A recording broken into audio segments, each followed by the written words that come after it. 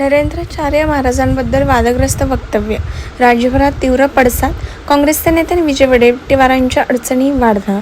काँग्रेसचे ज्येष्ठ नेते विजय वडेट्टीवार यांनी जगद्गुरू नरेंद्राचार्य महाराज यांनी एकेरी उल्लेख करत आक्षेपार्ह वक्तव्य केलं होतं.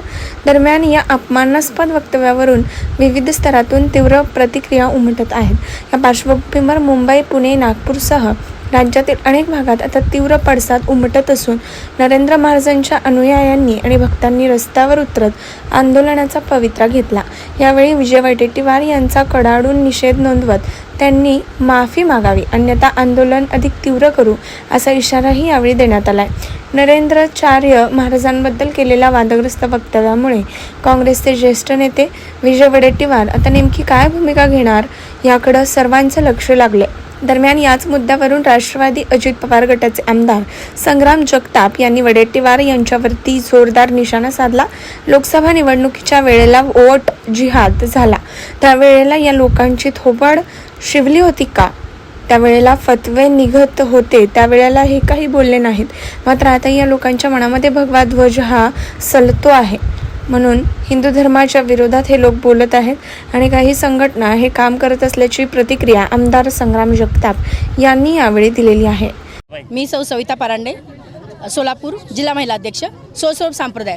आम्ही आज सर्वजण इथं सोलापूरचे जे गुरुमाऊलींचे भक्त आहेत, साधक अनुयायी आहेत, यांनी आज विजय वडेट्टीवार ज्यांनी आमच्या जगद्गुरू रामानंदाचार्य श्री स्वामी नरेंद्राचार्यविषयीचे म्हणजे अगदी लाज वाटेल असं शब्दाचे त्यांनी प्रयोग केला आहे.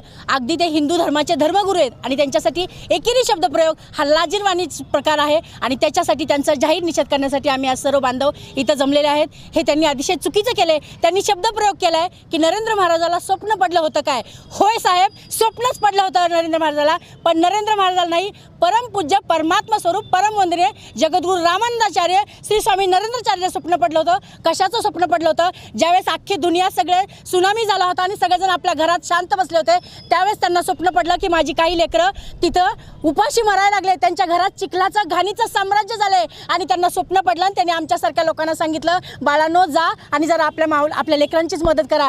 तिथंही आम्ही सगळेजण अनुयायी त्यांचे अशाच स्वरूपात गेलो आणि मदत केली. होय, स्वप्न पडलं साहेब.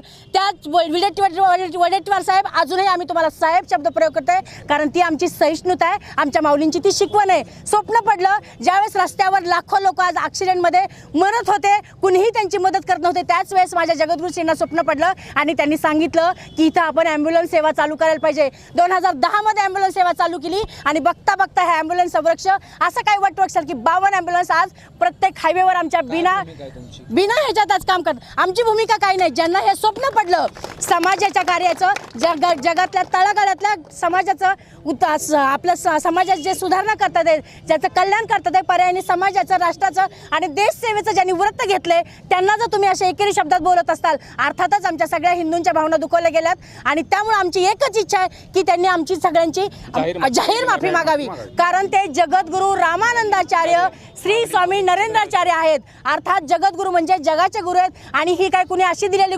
उपाधी नाहीये, तर अखिल भारतीय षडदर्शन आखाड्याने, विश्व हिंदू परिषदेने त्यांना दिलेला हा मान आहे, हा सन्मान आहे आणि त्याच्याविषयी जर तुम्ही एकेरी बोलत असताल तर त्याचं उत्तर तुम्हाला द्यावं लागेल. नवे जनता ती तुमच्याकडनं घेतल्याशिवाय राहणार नाही. Bureau report, SBN Marathi.